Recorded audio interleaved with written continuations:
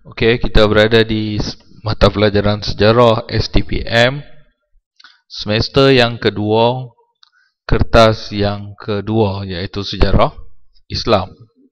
Okey, dalam mempelajari sejarah Islam STPM ni, skop rangka masa kamu bermula dari tahun 500 Masihi sehinggalah tahun 1918.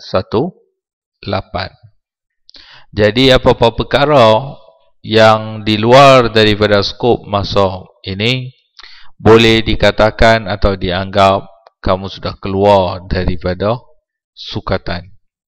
Kamu perlu ambil perhatian ketika membuat ulang kaji dan juga pastikan kamu meneliti buku rujukan kamu, sebab kadang-kala buku rujukan itu sendiri akan keluar daripada skop masa yang ditetapkan oleh Majlis Peperiksaan Malaysia. Okey, tema untuk tingkatan 6 kertas yang kedua ini, kita ada 4 tema, bermula dengan masyarakat, pemerintahan, pertahanan dan perhubungan luar. Okey, dalam tema ini kita ada 38 waktu untuk diselesaikan. Okey, kalau seminggu 8 waktu, kamu lebih kurang 5 minggu boleh faham untuk habiskan tema yang pertama. Tema yang kedua ialah pembangunan dan penerokaan. Ada 24 waktu, di mana kamu ada lebih kurang 3 minggu untuk selesaikan tema yang kedua. Tema yang ketiga ialah nasionalisme dan pembentukan negara bangsa. 18 waktu, 2 minggu, 1 hari. Okey. Dan tema yang keempat, 3 tema saja, bukan 4. Okey. Jadi kita ada lebih kurang 10 minggu untuk habiskan kesemua tema dan satu kerja PBS. Okey. Jadi waktu yang akan diambil ini agak singkat. Okey, kamu kena buat ulang kaji.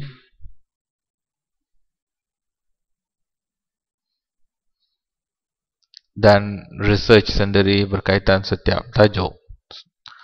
Okey, kita lihat tema yang pertama, masyarakat, pemerintahan, pertahanan dan perhubungan luar. Tema ni satu tema yang luas, diperuntukkan 38 waktu. Okey. Dalam tema ni 1.1 ialah masyarakat jahiliyah. Okey.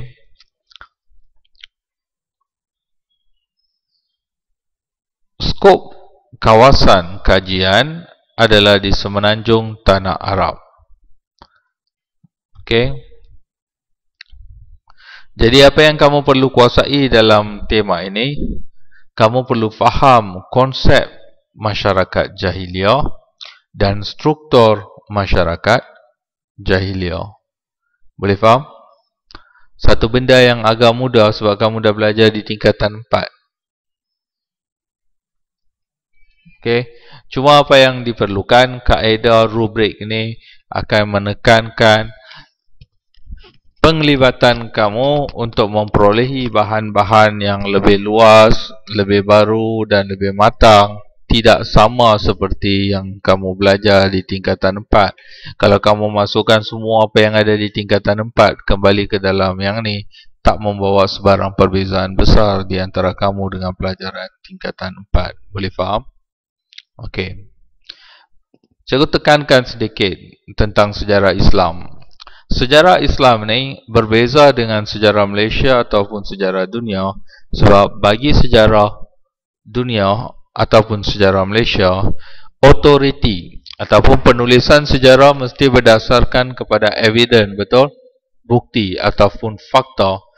Bagi dalam sejarah Malaysia ataupun dunia, Dia akan menekankan fakta-fakta berdasarkan peristiwa-peristiwa yang benar-benar telah berlaku, kejadian, masa, tempoh, tarikh dan sebagainya. Tetapi berbeza dengan sejarah Islam, evidence kamu boleh tambah satu lagi, iaitu nas-nas Quran.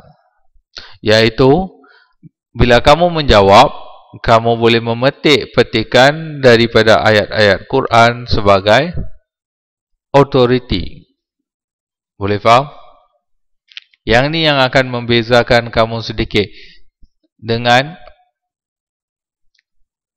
subjek lain. Okey?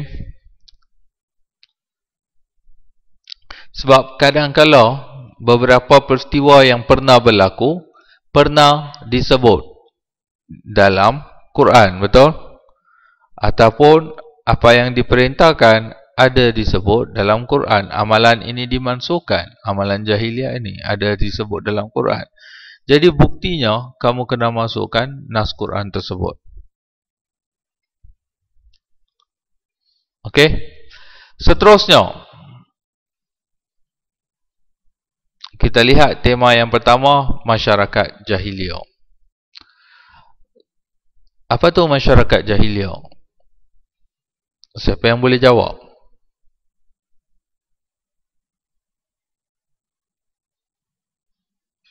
Tutup semua buku rujukan kamu, tutup nota untuk kamu catat di depan, itu saja yang perlu ada. Kertas kosong. Apa tu masyarakat jahiliah?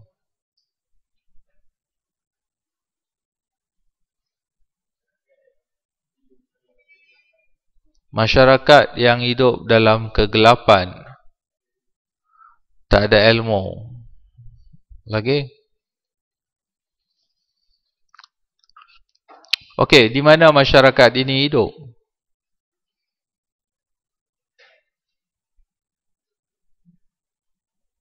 Seluruh dunia? Ataupun di satu tempat yang spesifik? Di tanah Arab. Okey. Sebenarnya begini ya. Masyarakat jahiliah adalah masyarakat Arab sebelum kedatangan Islam. Maksudnya masyarakat Arab, terutamanya semenanjung tanah Arab ini, digelar sebagai masyarakat jahiliah sehinggalah turunnya wahyu yang pertama. Bila turunnya wahyu yang pertama, maksudnya dah tamat zaman jahiliah dan telah bermula satu era baru,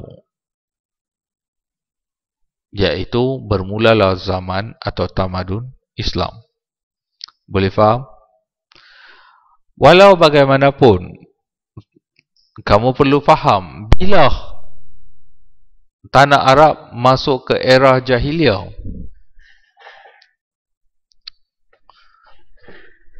bila dia masuk?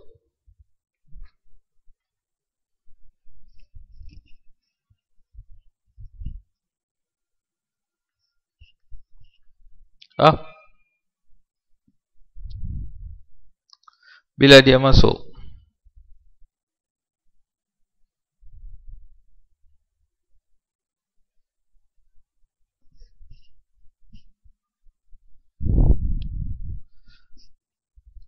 Orang takkan masuk ke satu zaman kegelapan dari lahir ataupun munculnya atau terciptanya manusia, dia hidup dalam kegelapan. Tidak. Masyarakat Arab juga pernah mempunyai zaman keagungannya tersendiri. Boleh faham? Ada dua kerajaan, iaitu kerajaan Sabah dan kerajaan Marib.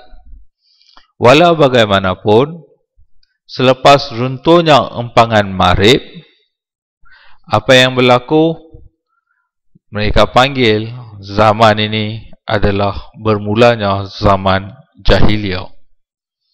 Okey, tempoh masa zaman jahiliah adalah dari tarikh runtuhnya empangan Marib hinggalah turunnya wahyu yang pertama. Wahyu yang pertama surah apa? Amirah.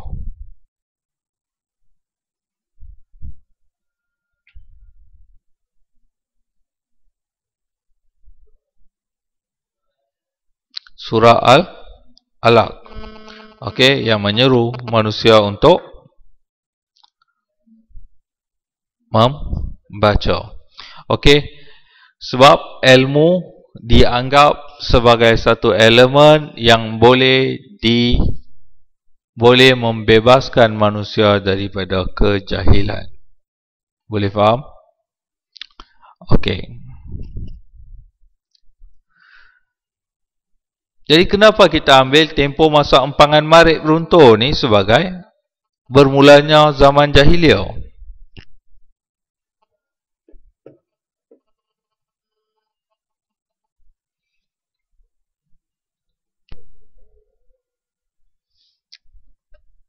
Empangan Marib runtuh tahun 300 Masihi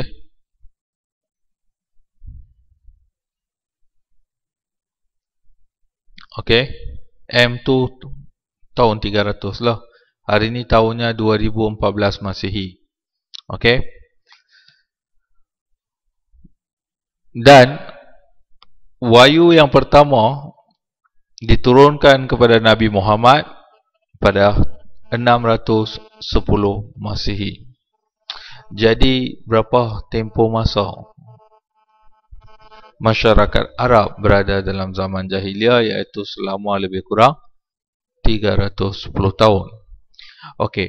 Jadi kenapa kita anggap runtuh empangan habis? Contoh kalau runtuhnya empangan cendera habis lenggung dalam zaman kejahiliah. Boleh tak? Kenapa kita ambil tarikh runtuhnya empangan Marib ini sebagai satu tarikh bermulanya zaman jahiliah? Siapa boleh bagi tahu? Kamu kena fikir. Faham? Bila kamu baca, kamu kena fikir. Senang saja. Okey? Kalau datuk kamu boleh membuat rumah papan, ayah kamu boleh membuat rumah batu, dan kamu sepatutnya boleh buat rumah 2 tingkat, betul? Itu kita panggil sebagai pembangunan, betul? Katakan moyang kita pernah membina bangunan 100 tingkat, tetapi lepas tu 200-300 tahun dah berlalu, kita tak reti membina bangunan 100 tingkat. Maksudnya kita dah semakin pandai ke semakin bodoh? Semakin bodoh, betul? Sebab mereka pernah memiliki kemahiran dan teknologi untuk membina sebuah empangan yang besar, iaitu empangan Marib. Tapi bila satu banjir besar datang dan empangan itu pecah, masyarakat Arab yang ada waktu itu tak ada ilmu untuk membina semula empangan yang runtuh itu. Boleh faham? Sebab tu kita menganggapnya tahun 300 Masihi, kita confirm mereka memang bodoh. Boleh? Cikgu gunakan perkataan bodoh untuk memberi kamu mudah faham. Bukan semua orang yang ada di situ bodoh, tetapi rata-ratanya masyarakat itu boleh dianggap sudah tidak mempunyai ilmu. Okey? Boleh faham? Okey, tetapi jahiliah ini sudah berlaku, sebelum tu sudah berlaku jahiliah dah. Sebelum tahun 300 Masihi dah tak berlaku macam kamu di STPM. Ataupun cikgu kata tak boleh lah, berhenti lah, tak lepas. Kamu kata boleh.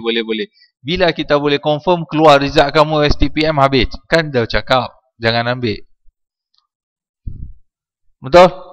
Macam tu, empangan Marib ni dia jadi macam confirmkan sahaja benda tersebut. Sebenarnya peristiwa perkara itu sudah berlaku lebih awal. Boleh faham? Dan 310 tahun masyarakat Arab berada dalam zaman jahiliah. Okey. Lebih kurang konsep umum. Cikgu bagi tahu konsep umum jahiliah ialah bodoh atau tidak mempunyai ilmu pengetahuan. Tetapi bila kita masuk dalam konteks tamadun Islam yang sebenarnya, okey, jahiliah ni, sebelum pergi ke detail sangat, cikgu akan terangkan. Jahiliah ini adalah sebenarnya boleh juga dikatakan tidak mempunyai satu zaman di mana masyarakat Arab tidak mempunyai Nabi dan kitab suci untuk membimbing masyarakat ini. Boleh faham? Walaupun sebelum Nabi Muhammad sudah ada berapa orang Nabi? Semuanya berapa orang Nabi dan Rasul?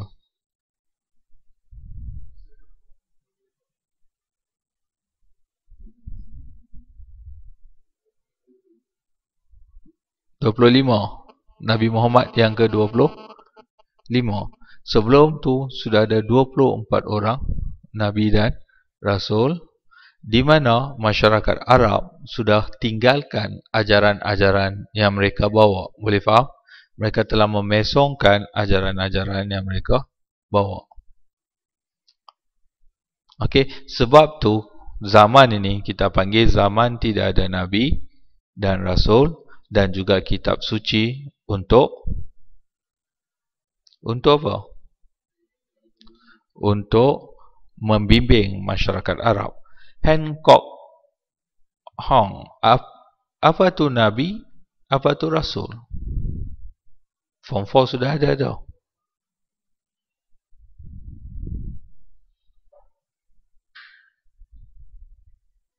Amirah.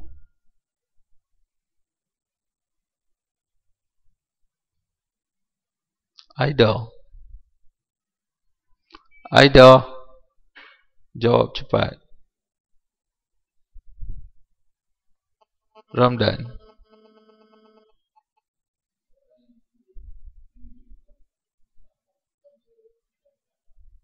Itu adalah definisi untuk? Cikgu tanya apa beza di antara Nabi dengan Rasul?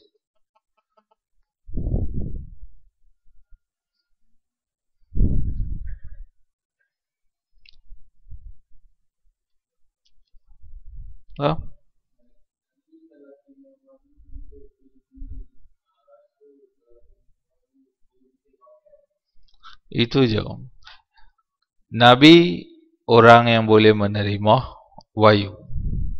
Tetapi bukan semua orang yang menerima wahyu menjadi Rasul. Orang yang diamanahkan untuk menyebarkan agama, iaitu bila terima wahyu tersebut untuk disebarkan kepada orang ramai, kita akan panggil sebagai Rasul. Boleh faham? Okey. Jadi kita lihat definisinya. Dari segi bahasa, jahiliah merupakan perkataan yang diambil dari kata dasar jahala. Jahala adalah daripada bahasa Arab. Okey.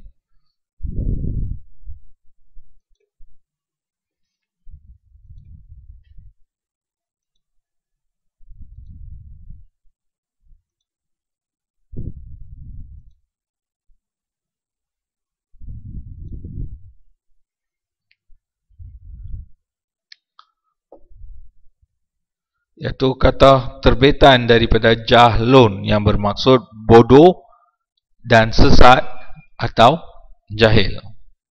Okey. Itu maksud jahiliah dari segi bahasa. Yang dimaksudkan di sini ialah masyarakat jahiliah di semenanjung Arab. Bila sebut kita panggil masyarakat jahiliah dalam konteks sejarah, tengok jahiliah itu kamu kena tulis dalam huruf besar. Boleh faham? Kalau kamu nak kata kawan kamu jahil, jahiliah lah apa benda tu, kamu boleh guna huruf kecil.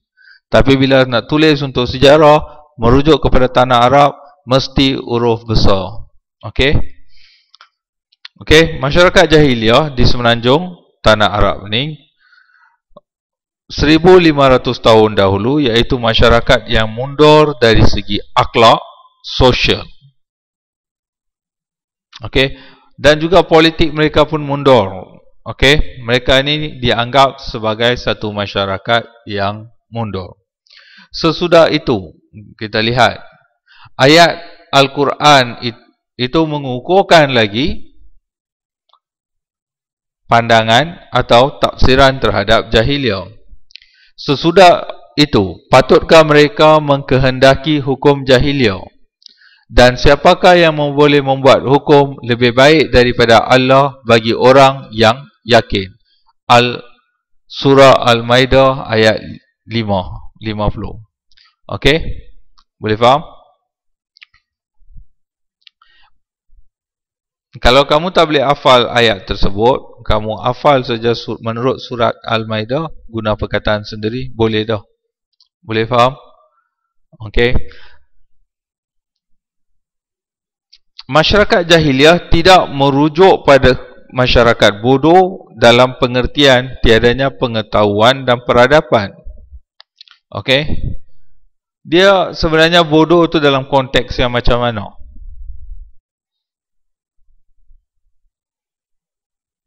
Kalau kamu di sini pergi ke pasar malam, okey, katakan seorang pelajar perempuan bernama Melur contohnya, nama tu dah tak ada, dah pupus. Okey, pergi ke pasar malam Lenggong, dia pakai satu short sampai sini dengan sleeveless singlet. Ramdan, apa pandangan kamu terhadap dia?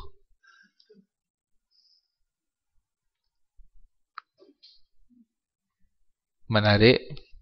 Ada yang akan kata bodoh, betul?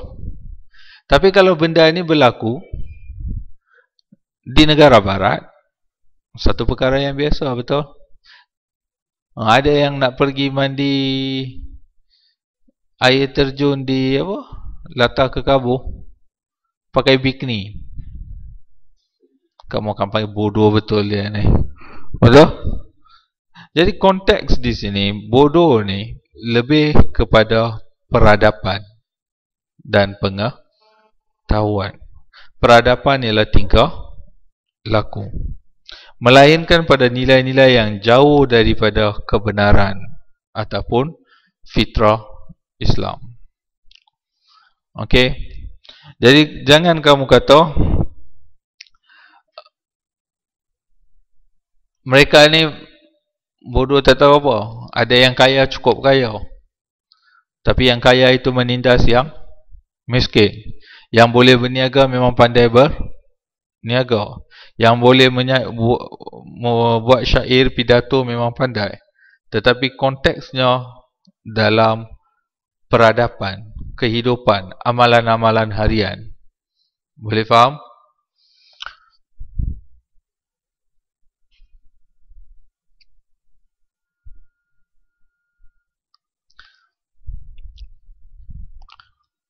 Kita lihat, masyarakat jahiliah merupakan masyarakat yang bertamadun tinggi, sebagaimana zaman kerajaan Sabah. Sebagai rujukan ketamadunan Arab yang berjaya, masyarakat Arab jahiliah hanya jahir dari segi agama, bukan dari aspek lain seperti kesusastraan atau kejuruteraan yang mereka telah lama maju. Boleh faham? Jelas? Okey. Jadi bila kita nak terangkan di sini, kamu dah bagi konsep jahiliah dari segi perkataan, dari konteks Islam, kemudian kamu dah bagi tahu kepada pemeriksa bahawa kamu bagi tahu kepada dia, iaitu masyarakat Arab jahiliah mempunyai tamadun, tetapi dari segi apa? Dan juga mempunyai kemahiran dalam bidang kesusastraan dan kejuruteraan. Tapi sebenarnya kejahilan mereka adalah dari segi agama. Okey, sebab tu setengah sarjana berpendapat bahawa Zaman jahiliyah ialah zaman tiada nabi dan kitab suci yang boleh dijadikan panduan kepada kehidupan masyarakat Arab. Boleh faham? Jadi sekarang persoalan yang timbul, struktur masyarakat jahiliyah. Sampailah kita panggil, kenapa kita nak panggil dia orang ni masyarakat jahiliyah? Mesti ada sebab, betul? Okey, jadi untuk kamu pun faham, kamu pun sedar, memang bodoh pun dia orang ni. Kamu kena faham struktur masyarakat jahiliyah. Apa yang mereka buat, apa yang mereka amalkan sehingga mereka ini dipanggil kaum Arab jahiliyah. Boleh faham? Ini cara kamu nak menerangkan dalam esei kamu. Bukannya kamu catat, hafal dan muntah balik. Okey, setiap benda yang kamu nak tulis tu kamu tulis macam kamu sedang menerangkan kepada pemeriksa apa yang kamu faham. Okey, ayat Quran kamu boleh lupa, nama orang kamu boleh lupa, tetapi fakta ataupun kehidupan masyarakat jahiliah dari segi politik macam ni, begini, kamu akan tetap lulus. Boleh faham? Tak guna kamu hafal berbagai ayat, berbagai surah, tapi kamu tak tahu nak kenahkan, nak letak kat mana. No point, kamu akan gagal juga.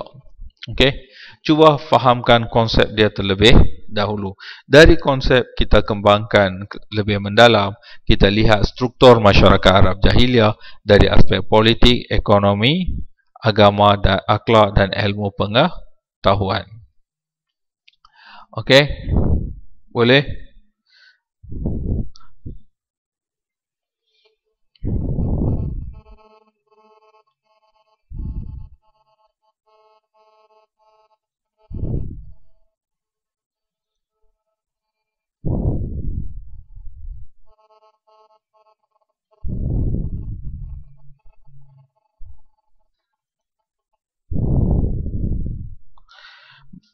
Kita lihat zaman jahiliyah.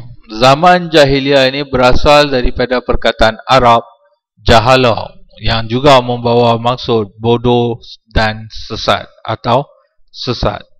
Ciri-ciri jahiliyah.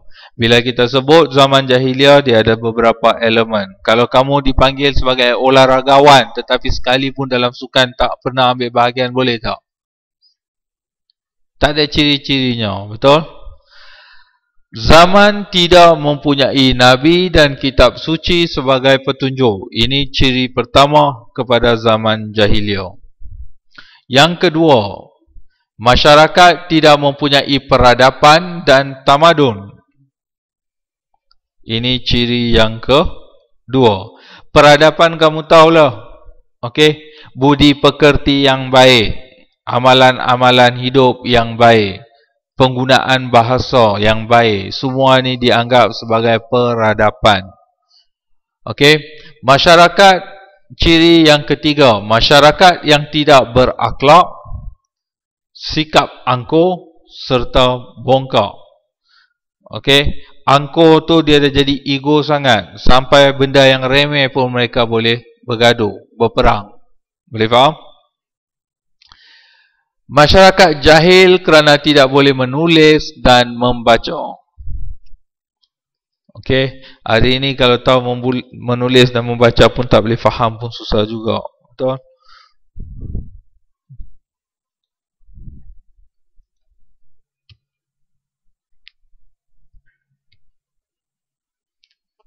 Dah, ini adalah ciri-ciri masyarakat jahiliyah. Dari segi agama kita lihat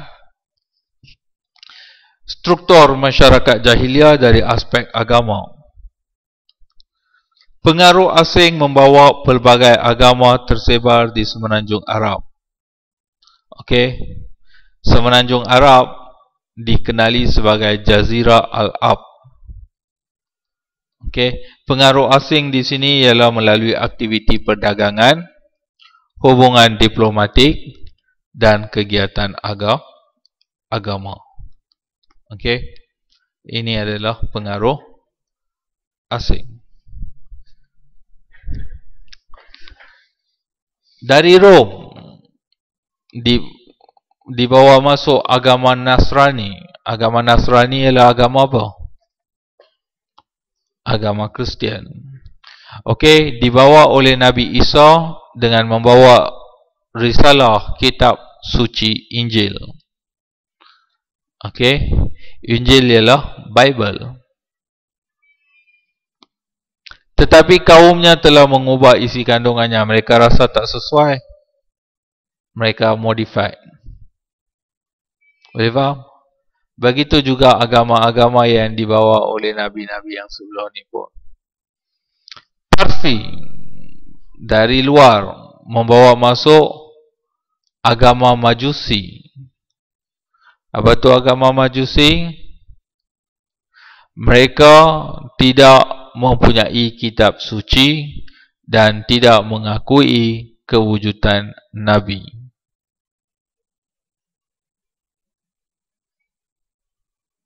Agama Yahudi dianuti oleh Bani Israel dan risalah kebenaran dibawa oleh Nabi Moses bersama kitab Taurat. Tetapi kaum Bani Israel telah mengubahnya. Okey. Sampai hari ini wujud sebuah negara bernama Israel, betul? Dan orang Israel kita panggil kaum Yahudi. Okey. Ada sebarang soalan?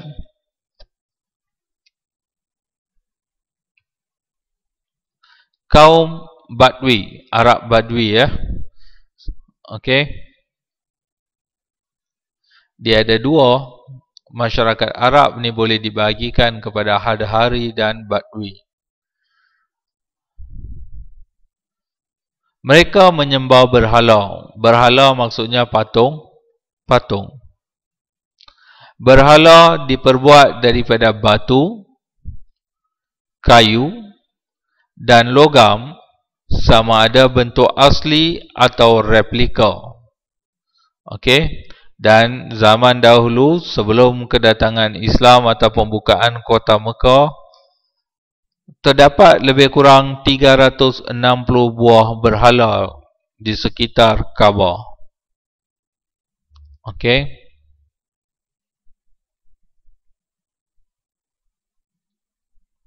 Seterusnya agama Hanif.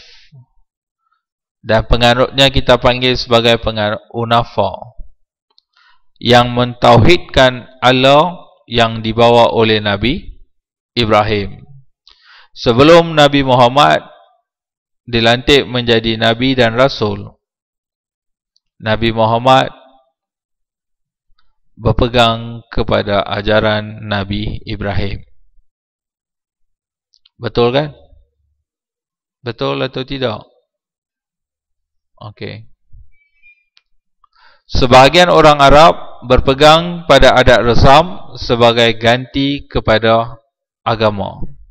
Adat resam maksudnya mereka tidak ada agama, tetapi mereka berpegang kepada amalan-amalan pantang larang dan sebagainya. Benda yang dilakukan secara turun-temurun kita panggil sebagai adat resam. Boleh faham? Manakala selebihnya tidak mempunyai agama dan sebahagian lagi mengamalkan animisme seperti pemujaan roh, penunggu atau kuasa gaib. Termasuk kepercayaan adat unsur tayul seperti menilik nasib. Okey. Ini adalah amalan agama yang dipegang atau diamalkan oleh masyarakat Arab Jahiliyah sebelum kedatangan Islam. Boleh faham? Jadi bila kamu tulis dalam esei dari struktur masyarakat Jahiliyah, dari aspek agama, kamu senaraikan semua ni. Boleh faham? Okey. Senang saja ni. Sebab tu 2 waktu je dah cukup. Politik. Politik pun mudah.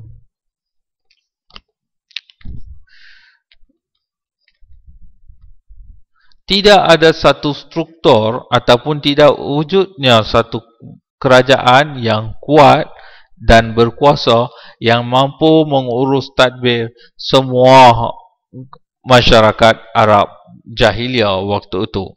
Jadi politik mereka adalah hidup berpuak-puak yang kita panggilnya sebagai sistem kabilah. Boleh faham? Kabilah ni, kabilah ni, kabilah ni, dan mereka akan berperang sesama kabilah. Okey, sebabnya tak ada satu kerajaan yang benar-benar kuat untuk mengurus tadbir mereka, untuk menguatkuasakan undang-undang dan peraturan. Okey. Jadi politik mereka boleh dikatakan tiada kerajaan yang mempunyai struktur pemerintahan yang teratur dan berkuasa.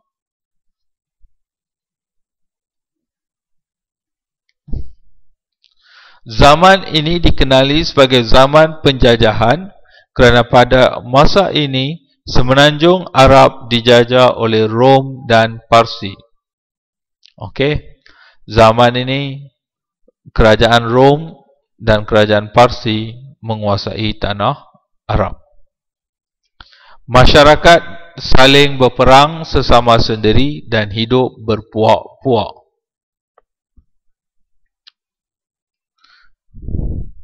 Kadang-kala peperangan mengambil masa bertahun-tahun disebabkan perkara-perkara remeh-temeh. Contoh peperangan Al-Basus, bukan Busus, Basus. Berlangsung lebih kurang 40 tahun. Isunya remeh-temeh je, perebutan unta. Tapi sebab unta tu pun dah mati dah kot yang mereka rebut. Tapi mereka gaduh sampai satu generasi, dua generasi, janji terus berperang. Boleh faham? Jelas? Okey. Ketua kabilah digelar Sheikh kabilah. Seorang yang dilantik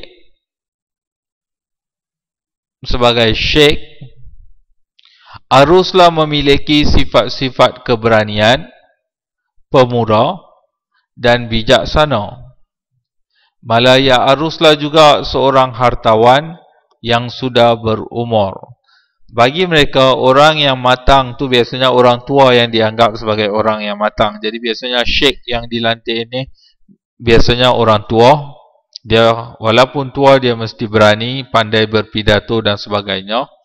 Okey, mereka akan lantik sebagai ketua kabilah. Yang lain akan berpegang kepada ketua kabilah. Tugas seorang Sheikh meliputi menjaga keamanan kabilahnya, di samping membuat perjanjian dengan kabilah-kabilah lain sekiranya timbul perselisihan. Jawatan Sheikh ini biasanya dapat diwarisi oleh anak-anaknya dengan syarat pada dirinya terdapat kebolehan yang setanding, kalau tidak pun melebihi bapanya. Kalau anak dia nak ambil boleh, dengan syarat kredibilitinya mesti sama taraf dengan bapa ataupun lebih daripada bapa dia. Boleh faham? Boleh faham? Okey.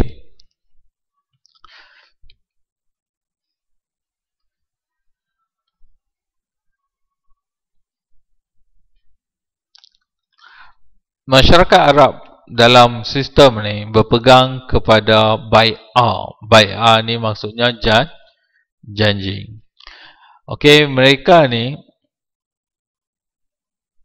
bila berjanji akan masuk ke sesebuah kabilah, mereka akan buat bai'ah dan terus akan diterima masuk ke dalam kabilah tersebut. Okey, jadi setiap ahli kabilah ini akan buat bai'ah dan mereka akan mempertahankan habis-habis kabilah mereka, walaupun anggota kabilah mereka yang buat salah mereka tak peduli. Faham? Yang ini jadi masalahnya. Sebab itu kita panggil kehidupan berkabilah ini telah mewujudkan satu semangat yang kita kenali sebagai semangat asabiyah, bukan abasiyah, asabiyah. Asabiyah ialah semangat kesukuan. A-S-S-A-B-I-A-H, asabiyah. Semangat kesukuan yang menebal.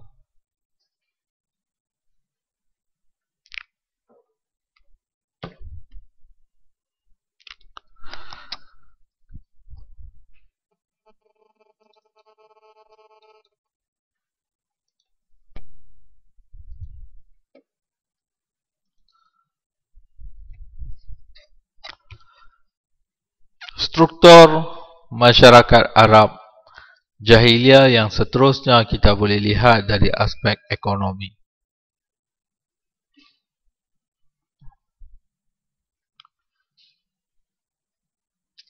Mereka menjalankan aktiviti perdagangan. Kebanyakannya tidak untung kerana berlaku pertelagaan sesama kabilah Arab. Okey. Mereka memperkenalkan sistem tukar-menukar ataupun kita panggil sistem barter, iaitu dengan cara menukarkan ternak atau hasil-hasil ternaknya dengan barang-barang keperluan mereka seumpama pakaian atau kurma. Melaksanakan dasar penaklukan untuk mengumpulkan kekayaan. Contohnya, tentera Absyar untuk menawan kota Mekah memburukkan lagi situasi perdagangan. Mekah tersempit dengan kuasa Rom, Parsi hingga banyak menyekat perkembangan perdagangan. Okey.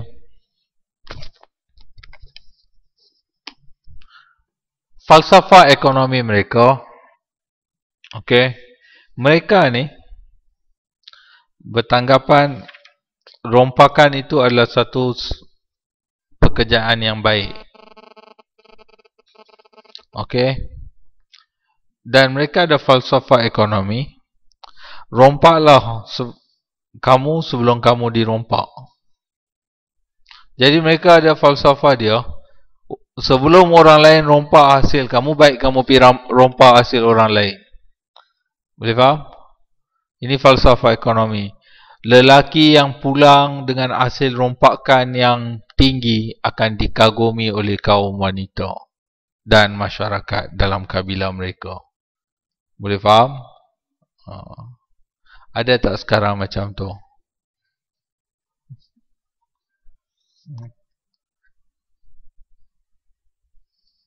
Okey. Itu salah satu faktor yang menyekat perkembangan. Kedua pula, pusat perdagangan waktu ini adalah sekitar Kaabah ataupun kota Mekah.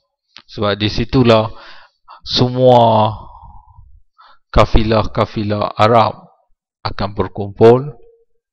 Sebab di situ ada telaga air. Air apa? Telaga air apa? Zam-zam. Untuk mereka berehat, mendapatkan bekalan air dan sebagainya. Dan Kaabah merupakan satu kawasan perdagangan. Tapi masalahnya, dia menjadi rebutan di antara tentera Rom dan Parsi, menyebabkan perkembangannya juga tersekat. Okey. Seterusnya kita lihat ilmu pengetahuan masyarakat jahiliyah. Ini dari aspek sosial. Mereka tiada ilmu pengetahuan yang tinggi dalam bidang agama, politik, ekonomi, perniagaan dan perdagangan. Semua tak ada. Penyebaran ilmu amat terbatas sebab educated kurang. Hanya ada 17 orang saja kaum Quraisy yang pandai membaca dan menulis. Yang lain rasa tak perlu pendidikan. Yang seterusnya, masyarakat yang buta huruf dan hanya menumpukan secara ingatan dan hafalan sahaja.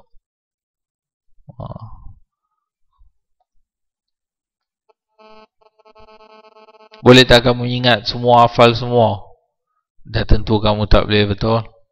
Mereka boleh, tapi maksudnya mereka tak pandai menulis dan membaca. Kaya dengan kesusastraan seperti bersyair, bersajak dan berkhutbah. Tapi tujuannya hanya untuk berseronok sahaja dan bukan untuk tujuan ilmiah.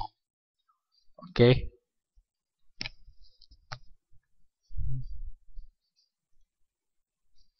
Akhlak.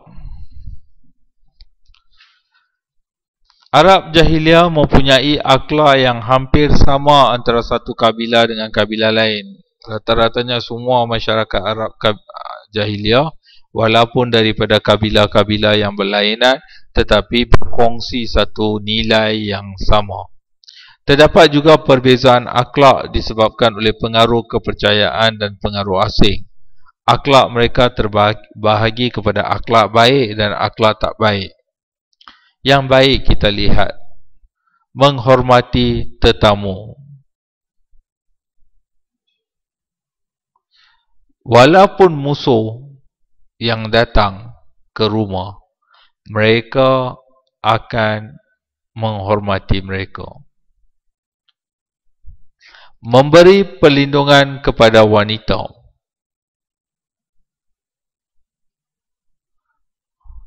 Suka kebebasan. Menghormati fikiran orang lebih tua. Melantik ketua dari kalangan orang yang berusia, syekh. Dan kuat berpegang pada janji dan menghormati tetamu. Ini satu mereka tak perlu sign agreement semua. Bila mereka dah janji, memang mereka akan kotakan janji mereka. Itu adalah salah satu sifat yang baik di kalangan masyarakat Arab Jahiliyah. Akhlak keji ataupun tak baik: minum arak, berjudi, berzina, merompak, bermusuh-musuhan, suka berperang. Mereka suka berperang.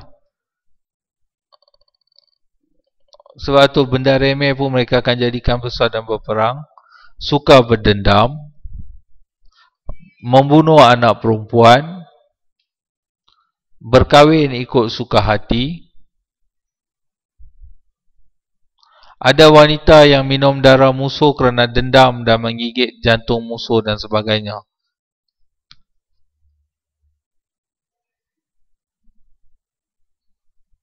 Okay.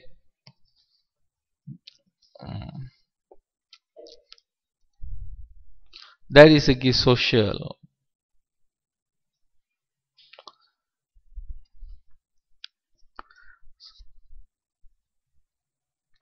berasaskan sistem kabilah, bermegah-megah dengan kabilahnya dan memandang hina pada kabilah lain. Ini kita panggil semangat asabiyah.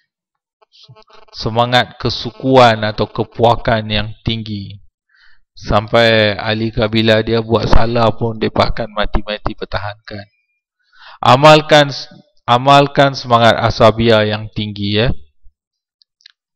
Mengamalkan sistem kelas dan kasta. Kelas tertinggi dipegang oleh golongan aristokrat keturunan Arab Quraisy. Sering berperang untuk mencari nama, kuasa, pengaruh dan harta benda sebagai lambang kemegahan kabilah mereka. Tawanan perang,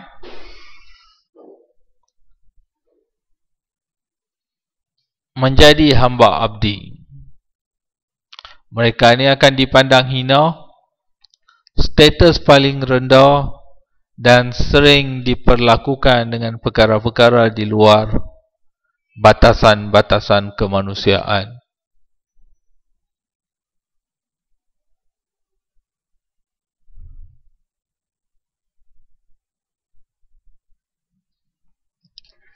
Okay, ini adalah status sosial mereka. Wanita tiada tempat dalam masyarakat dan ditegah untuk mewarisi harta, dan kedudukan wanita hanya sebagai alat pemuas nafsu lelaki sahaja. Selain daripada itu tak ada fungsi.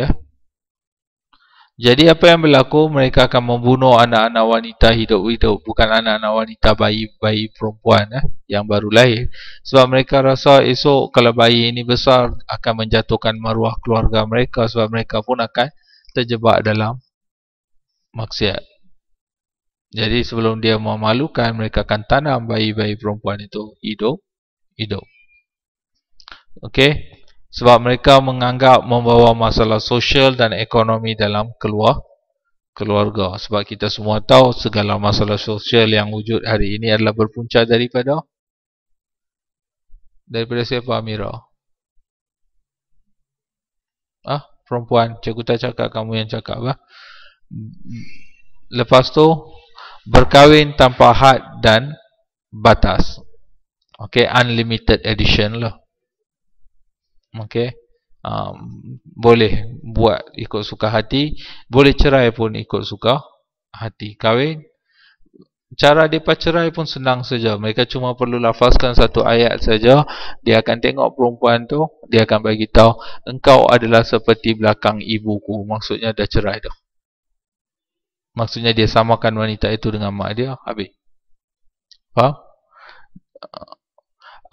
Anak tiri boleh kahwin dengan mak tiri kalau bapa dia dah meninggal. Anak boleh kahwin dengan mak tirinya kalau bapa dia meninggal. Okey.